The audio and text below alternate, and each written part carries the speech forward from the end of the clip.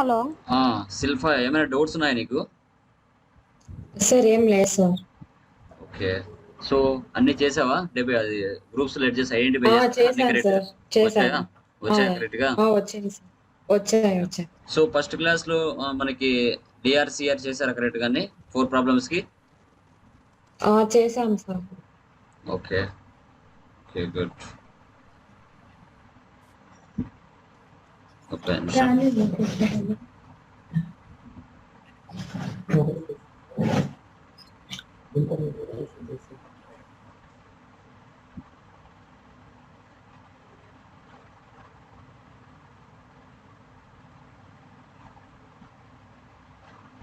Seshu join అవ్వు class కి.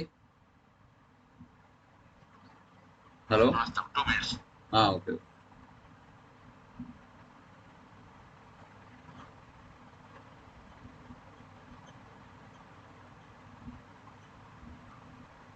Two minutes మా ఇంకా రిమైనింగ్ వాళ్ళు జాయిన్ అవుతారు.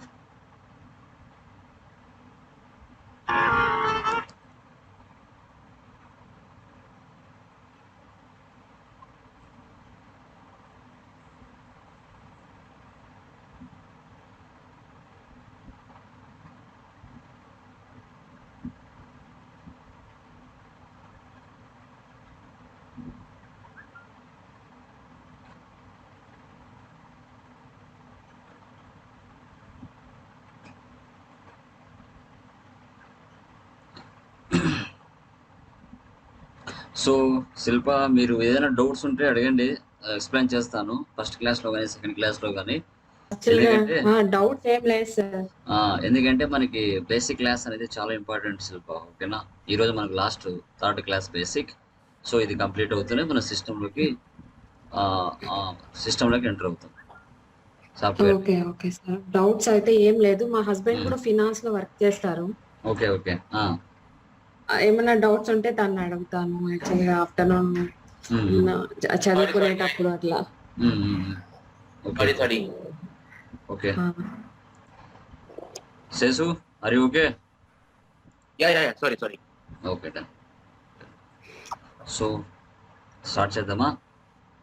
ఇంకా 1 పర్సన్ కి నెట్ కొంచెం సరలేదంట, శ్రావణికి. Okay, it's okay. ఇంకో పర్సన్ వస్తారు. డన్. ఆలోపు మనం స్టార్ట్ చేద్దాం.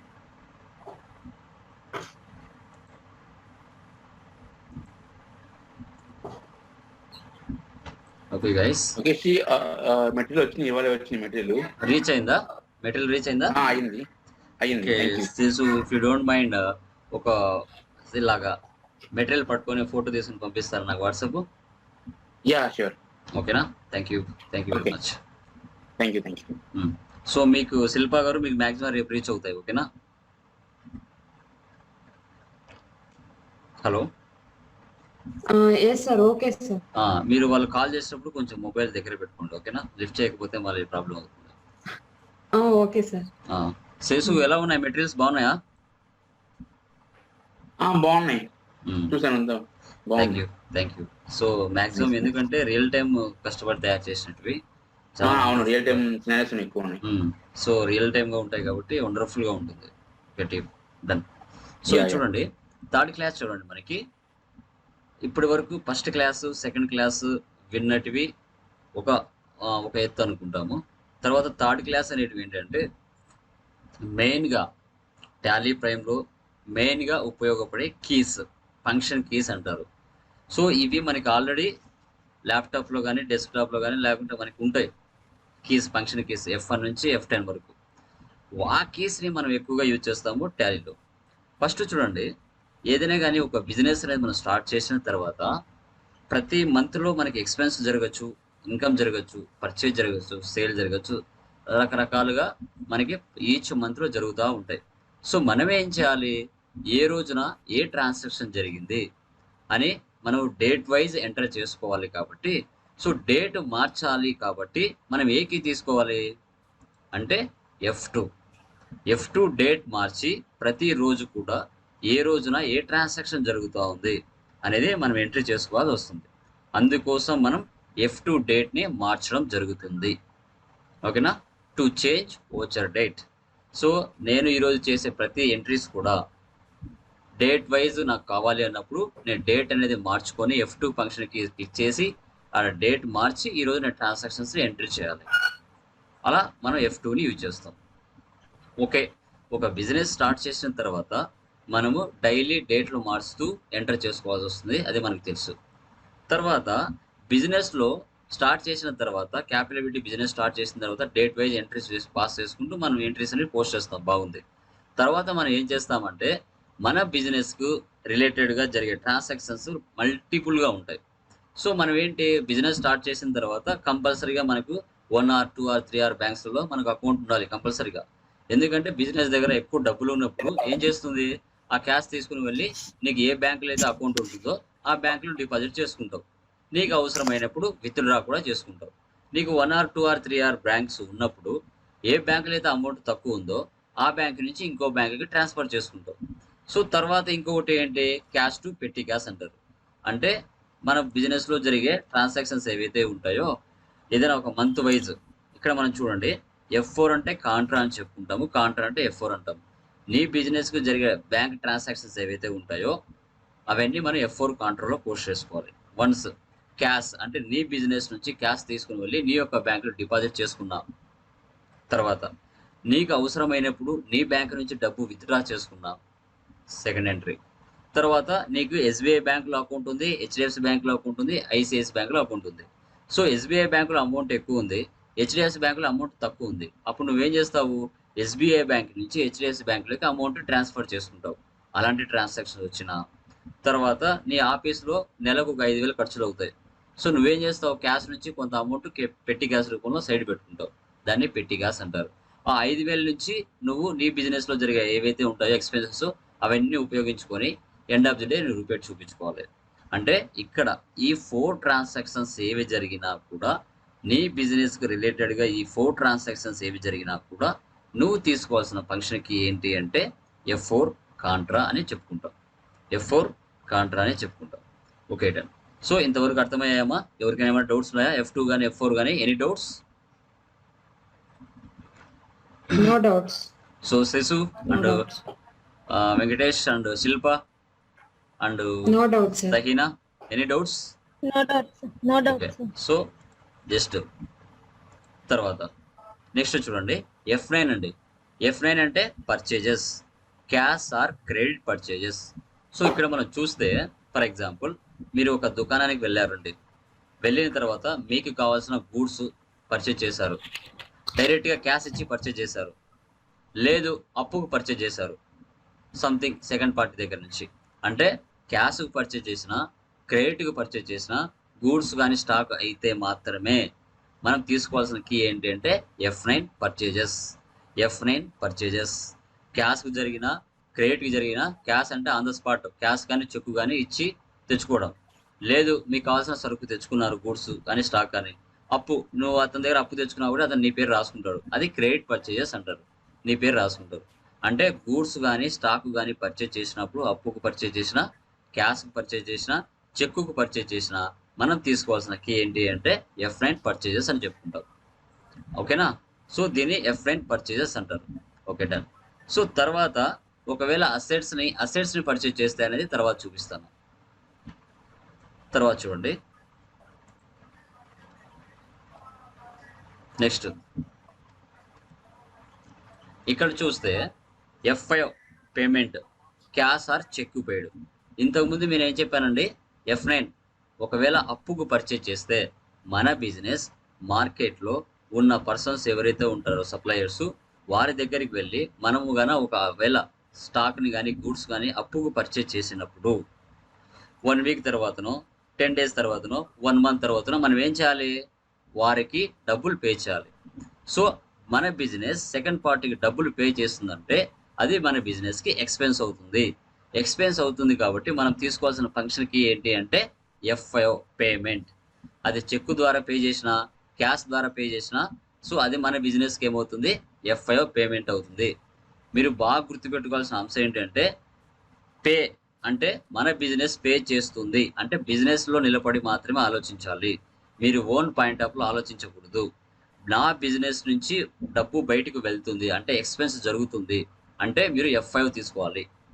So purchase from Raju traders అనేది F9, అంటే అక్కడ పేరు వచ్చింది కాబట్టి అప్పుకు జరిగింది పర్చేజ్ ట్రాన్సాక్షన్ అనేది.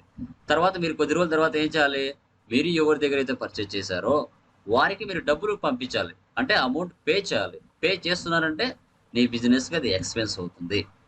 ఇలా ట్రాన్సాక్షన్ కాకుండా ఇంకా ఏమొస్తాయి పేమెంట్లో అంటే డైరెక్ట్ ఎక్స్పెన్సెస్, ఇండైరెక్ట్ ఎక్స్పెన్సెస్ అన్నీ కలిపినా కూడా F5 పేమెంట్ కిందకే వస్తాయి. అంటే మీరు ఎంప్లాయీస్కి శాలరీస్ ఇవ్వాలి, అది కూడా బిజినెస్కి ఎక్స్పెన్సే. టెలిఫోన్ ఛార్జెస్ ఉంటాయి, రెంట్ ఉంటుంది, క్యారేజ్ ఇన్వర్డ్స్ ఉంటుంది, క్యారేజ్ అవుట్వర్డ్స్ ఉంటుంది, వేజెస్ ఉంటాయి డైరెక్ట్లో, గోడౌన్ రెంట్ ఉంటుంది, టెలిఫోన్ ఛార్జెస్ ఉంటాయి, ఇన్సూరెన్స్ ఎక్స్పెన్సెస్ ఉంటుంది, తర్వాత బ్యాంక్ ఛార్జెస్ ఉంటుంది, సర్వీస్ ఛార్జెస్ ఉంటాయి, డిప్రిషియేషన్, ఇంట్రెస్ట్ అండ్ క్యాపిటల్, ఓకేనా. తర్వాత export duty, import duty, transport charges, ఇవి ఏ వచ్చినా కూడా సో మనం ఏ వచ్చినా కూడా మనం తీసుకోవాల్సిన కీ ఏంటి, F5 పేమెంట్ తీసుకోవాలి. సో ఒకటి, మన బిజినెస్ ఎవరికైనా డబ్బులు పే చేసిందంటే పేమెంట్ తీసుకోవాలి. అవి కాకుండా నా బిజినెస్లో నెల నెల అయ్యే ఖర్చులు ఏవైనా ఉన్నా, అవి ఫ్యాక్టరీలో అయినా ఆఫీస్లో అయినా ఏ వచ్చినా కూడా మనం తీసుకోవాల్సిన ఫంక్షన్కి ఏంటంటే F5 పేమెంట్ తీసుకోవాలి. ఓకేనా. So done. ఏమైనా ఎనీ డౌట్స్ పర్చేజ్కి పేమెంట్కి ఏమైనా డౌట్స్ ఉన్నాయమ్మా? No. So remaining persons sir అదే No, sir. పర్చేజ్కి ఆపోజిట్ పేమెంట్ వస్తుంది. మనం పర్చేజ్ చేసిన తర్వాత కొద్ది రోజుల తర్వాత మన బిజినెస్ పే చేయాలి. ఆన్ ద స్పాట్ పే చేస్తే ఏం కాదు. ఒకవేళ అప్పుకు పర్చేజ్ చేస్తే 1 వీక్ తర్వాత 1 మంత్ తర్వాత పే చేయాల్సి వస్తుంది. అది మన బిజినెస్ ఎక్స్పెన్సే కదా. పర్చేజ్ అనేది ఒక సపరేట్ ఎంట్రీ, పేమెంట్ అనేది ఒక సపరేట్ ఎంట్రీ, అది మీరు గుర్తుపెట్టుకోవాలి. డన్. సో తర్వాత F8 అండి. F8 అంటే sales, cash or credit sales. ఇప్పుడు ఫర్ ఎగ్జాంపుల్ మీరే సెకండ్ పార్టీకి సేల్ చేశారండి, ఇది మీ బిజినెస్, ఇది సెకండ్ పార్టీ. సో మీ బిజినెస్ వచ్చేసి ఈ పార్టీకి సేల్ చేసింది. సో అది మీకేమవుతుంది, F8 సేల్స్ అవుతుంది.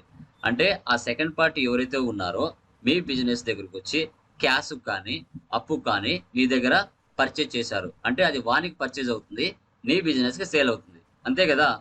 ఓకే. ఆ సెకండ్ పార్టీ వచ్చి మీ దగ్గర కొంటున్నా అంటే అర్థం ఏంటి, అది వానికి పర్చేజ్, మీకు సేల్ అవుతుంది. అతను వచ్చి మీ దగ్గర క్యాష్కు పర్చేజ్ చేసినా లేకుంటే అప్పుకు పర్చేజ్ చేసినా మీరేం తీసుకోవాలి, ఏకి తీసుకోవాలి, F8 సేల్స్ తీసుకోవాలి. అది అతనికి పర్చేజ్ అవుతుంది, మీ బిజినెస్కి సేల్ అవుతుంది. ఓకేనా. ఇలా లాజిక్ మిస్ అవుతుందండి. మీ బిజినెస్ సెకండ్ పార్టీ దగ్గరికి వెళ్ళి పర్చేజ్ చేస్తే అది పర్చేజ్, అతనే అవుట్ సైడ్ పర్సన్ వచ్చి నీ దగ్గర పర్చేజ్ చేస్తే అది నీకు సేల్ అవుతుంది. అది గుర్తుపెట్టుకోండి. ఓకేనా. ఇక్కడ లాజిక్ మిస్ అవ్వకూడదు. ఒకవేళ మీరు ఎవరికైనా సెకండ్ పార్టీకి క్యాష్కు సేల్ చేసినా అప్పుకు సేల్ చేసినా మీరు తీసుకోవాల్సిన కీ ఏంటి, F8 తీసుకోవాలి. తర్వాత ఓకే, ఎవరో వచ్చారు, ఎవరో సెకండ్ పార్టీ వచ్చాడు నీ దగ్గర అప్పుకు సేల్ చేసి అప్పుకు పర్చేజ్ చేసుకుని వెళ్ళిపోయాడు, అతను నీకే డబ్బులు ఏమి ఇవ్వలేదు. అతను ఏం చేశాడు, 1 మంత్ తర్వాతనో 1 వీక్ తర్వాతనో 10 డేస్ తర్వాతనో అతను నీకు డబ్బులు ఇవ్వడం జరిగింది. అతను ఇస్తున్నాడంటే నీ బిజినెస్కి ఇన్కమ్ కదా. ఇన్కమ్ అంటే రిసిప్ట్, F6 అంటే రిసిప్ట్ అంటే F6 అంటే క్యాష్ ఆర్ చెక్ రిసీవ్డ్, అంటే అతను ఇస్తున్నాడు, నీ బిజినెస్లో డబ్బులు వస్తూ ఉంది, కమ్స్ ఇన్. అంటే ఇవి కాకుండా సేల్స్కి ఆపోజిట్ రిసిప్ట్, అంటే పర్చేజ్కి ఆపోజిట్ పేమెంట్, సేల్స్కి ఆపోజిట్ రిసిప్ట్ అవుతుంది. సో నువ్వు అప్పుకు సేల్ చేసావు, అతను 1 వీక్ తర్వాత నీకు డబ్బులు ఇచ్చాడు, అది నీకు ఇన్కమ్ అవుతుంది. Okay done. ఇవి కాకుండా ఇంకా ఏమొస్తాయి, డైరెక్ట్ ఇన్కమ్స్, ఇండైరెక్ట్ ఇన్కమ్స్ రెండు కలిపినా కూడా F6 రిసిప్ట్లో వస్తాయి. అంటే రెంట్ రిసీవ్డ్ అని, ఇంట్రెస్ట్ రిసీవ్డ్ అని, కమిషన్ రిసీవ్డ్ అండి, డిస్కౌంట్ రిసీవ్డ్ అని, ఇంట్రెస్ట్ ఆన్ డ్రాయింగ్స్ అని, ఇంట్రెస్ట్ ఆన్ ఇన్వెస్ట్మెంట్ అని, తర్వాత ఫైర్ ఇన్సూరెన్స్ క్లెయిమ్ రిసీవ్డ్ అని, ఇలాంటి పదాలు వచ్చినప్పుడు కూడా అది F6 అవుతుంది, రిసిప్ట్లో తీసుకోవాలి. రిసీవ్డ్ అన్న పదం ఏది వచ్చినా మనం F6 తీసుకోవాలి. పెయిడ్ అనే పదం ఏది వచ్చినా పేమెంట్ తీసుకోవాలి. ఓకే. సో ఈ రెండు అర్థమయ్యామా? Any doubts? సో ఓకే కదా గైస్, అర్థమైంది కదా? Okay sir. Done. Okay. So next F7 journal non cash transactions. ఇక్కడ ఏంటంటే ఆల్రెడీ జరిగిపోయి ఉంటాయి ట్రాన్సాక్షన్స్. ఇప్పుడు ఆల్రెడీ ఒక అసెట్ కంప్యూటర్ పర్చేజ్ చేశారు, 1 year 2 years యూజ్ చేసుకున్నారు, 50,000 పెట్టి పర్చేజ్ చేశారండి. అది 1 year 2 years యూజ్ చేసుకొని మళ్ళీ 50,000 ఎవరన్నా తీసుకుంటారా? మార్కెట్లో ఎవరు తీసుకోరు, దాని మీద తరుగుదల తీస్తారు. అంటే ఒక 10% 20% తీయడం జరుగుతుంది. ఒక 30,000కి తీసుకుంటారు తరుగుదల తీసి, దాన్ని డిప్రిసియేషన్ అంటారు. ఇది ఓన్లీ డిక్రీజ్ ఏ దాని మీద చేస్తారంటే అసెట్స్ మీదనే తీస్తారు డిప్రిషియేషన్. ఓకేనా? సో తర్వాత మీరు ఇంతకుముందు స్టార్టింగ్లో పర్చేజ్ చేశారు కదా, దాంట్లో కొన్ని వస్తువులు డ్యామేజ్ వచ్చాయి, లేకుంటే సరిగా సేల్ కాలేకపోయింది. మీరు ఏం చేస్తారు, ఎవరి దగ్గర అయితే మీరు సప్లయర్ దగ్గర కొనింటారో వారికి మీరు ఏం చేస్తారంటే రిటర్న్ పంపిస్తారు. దాన్ని పర్చేజ్ రిటర్న్ అంటారు. సో తర్వాత సేల్స్ రిటర్న్. నువ్వు ఆల్రెడీ కస్టమర్కి సేల్ చేశారు, వాడు సరిగా సేల్ చేసుకోలేకపోయాడు, లేకుంటే డ్యామేజ్ వచ్చాయి, అతను ఏం చేస్తాడు, నీకు మళ్ళీ రిటర్న్ చేస్తాడు, సేల్స్ రిటర్న్. సో డిప్రిసియేషన్ వచ్చినా, పర్చేజ్ రిటర్న్ వచ్చినా, సేల్స్ రిటర్న్ వచ్చినా మనం తీసుకోవాల్సినకి F7 జర్నల్. ఇది సర్వీస్ వరకే అండి.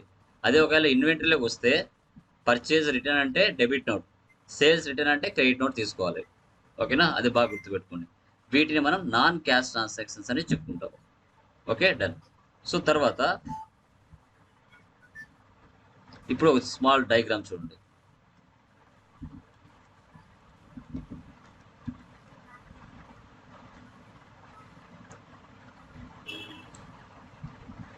ఇక్కడ చూడండి, పర్చేజ్ అండి, stock selling purpose, asset office purpose. ఇక్కడ చూసుకున్నట్లయితే cash or cheque credit. Okay, అంటే ఇక్కడ స్టాక్ వచ్చినా ఈ ప్లేస్లో గూడ్స్ వచ్చినా కూడా మన బిజినెస్ మార్కెట్లో అమ్మే ఎవరైనా పర్సన్స్ ఉంటే, అంటే ఎవరి దగ్గర అయితే మన బిజినెస్ వెళ్ళి పర్చేజ్ చేస్తారో వస్తువులు, వారు సప్లయర్స్ అవుతారు. అంటే సెకండ్ పార్టీ దగ్గర నుంచి మన బిజినెస్ వెళ్ళి పర్చేజ్ చేయడం. ఒకవేళ మీరు దుకాణానికి వెళ్ళారు, క్యాష్ కానీ చెక్కు కానీ అప్పు కానీ పర్చేజ్ చేసుకుని వచ్చారు, అది స్టాక్, అది గూడ్స్ కావచ్చు, అప్పుడు మనం తీసుకోవాల్సిన కీ ఏంటి, ఇక్కడ F9 తీసుకోవాలి. సో క్యాష్కు పర్చేజ్ చేసినా, చెక్కుకు పర్చేజ్ చేసినా, అప్పుకు పర్చేజ్ చేసినా ఏంటి, స్టాక్ కానీ గూడ్స్ కానీ మనం తీసుకోవాల్సిన కీ ఏంటి, F9 తీసుకోవాలి. ఫర్ ఎగ్జాంపుల్ ఒక 6 ఎంట్రీస్ చెప్తాను. క్యాష్ పర్చేజెస్ అన్నా, పర్చేజ్ ఫర్ క్యాష్ అన్నా, stock purchase from Balaji trades అన్నా, goods purchase from Karthik trades అని క్రియేట్ అన్నా. ఓకేనా? సో ఇవి ఏ వచ్చినా కూడా, తర్వాత just purchase from Krishna trades అన్నా, పర్చేజ్ ఫ్రమ్ బాలాజీ ట్రేడ్స్ అన్నా, ఇలాంటి 6 ఎంట్రీస్ ఏ వచ్చినా మనం తీసుకోవాల్సిన కీ ఏంటంటే ఇక్కడ F9 తీసుకోవాలి. ఓకే, సో తర్వాత ఒకవేళ అసెట్ అంటే ఇవి ఏంటంటే స్టాక్ గూడ్స్ అనేవి ఏంటంటే అమ్ముకోవడానికి మీరు పర్చేజ్ చేస్తారు ప్రాఫిట్కి. సో అందుకోసం మనకి F9 అవుతాయి. ఇక్కడ ఏంటి, నీ బిజినెస్ కోసం ఉపయోగించుకోవడానికి కొంటావు అసెట్స్ని. అవి ఏంటి చూద్దాం. ఒకవేళ ఈ కంప్యూటర్ కానీ, ల్యాండ్ కానీ, ఫర్నిచర్ కానీ, మెషినరీ కానీ క్యాష్ కానీ చెక్కు కానీ పర్చేజ్ చేస్తే మనం తీసుకోవాల్సిన కీ ఏంటి, F5. కంప్యూటర్ కానీ, ల్యాండ్ కానీ, ఫర్నిచర్ కానీ, మెషినరీ కానీ డైరెక్ట్గా వెళ్ళారు, షోరూమ్కి వెళ్ళారు, క్యాష్ కానీ చెక్కు కానీ రాసిచ్చారు, ఆన్ ద స్పాట్ తెచ్చుకున్నారు, కారు కానీ, మెషినరీ కానీ, ల్యాండ్ కానీ, ఏదైనా కానీ. సో దాన్ని ఏమంటారు, F5, ఆన్ ద స్పాట్ అయిపోయింది అది. తర్వాత వెళ్ళి కంప్యూటర్ పర్చేజ్ చేశారు కానీ డబ్బులు ఇవ్వాల. సో వాడు ఏం చేస్తాడు, నీ పేరు రాసుకుంటాడు. అప్పుడు ఏం తీసుకోవాలి, క్రెడిట్ జరిగింది కావచ్చు, ట్రాన్సాక్షన్ వచ్చేసి ఇక్కడ F7 తీసుకోవాలి. ఫర్ ఎగ్జాంపుల్ కొన్ని ఎంట్రీస్ చెప్తాను. Computer purchases for cash F5, land purchases for cheque F5, furniture purchases for cash F5, machinery purchases for cheque F5. అంటే అక్కడ క్యాష్ కానీ చెక్కు కానీ ఒక అసెట్ ట్రాన్సాక్షన్ జరిగిందంటే మనం తీసుకోవాల్సినకి F5 అంటే అది గుర్తుపెట్టుకోండి. తర్వాత next computer purchases from tech computers, అంటే క్రెడిట్ అంటే పేరు వస్తుంది, computer purchases from tech computers అంటే మనం తీసుకోవాల్సిన కీ ఏంటి, F7. తర్వాత land purchases from Karthik traders on credit అన్న F7. Furniture purchases from Karthik traders on credit అన్న F7. Machinery purchases from Balaji traders on credit అన్న F7 తీసుకోవాలి. అర్థమైందా? ఒక అసెట్ని అప్పుకు గన పర్చేజ్ చేస్తే మన బిజినెస్ F7 తీసుకోవాలి. ఒక అసెట్ని క్యాష్ కానీ చెక్కు కానీ పర్చేజ్ చేస్తే F5 తీసుకోవాలి. అర్థమైంది ఇంతవరకు లాజిక్?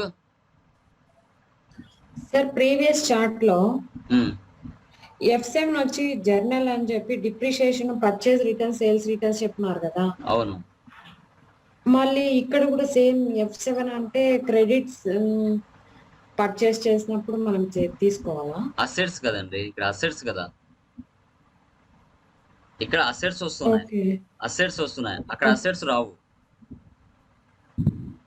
లాజిక్ అర్థమైందా? అర్థమైంది సార్. ఓకేనా? ఇప్పుడు అక్కడ ఎంత వాల్యూకి అయితే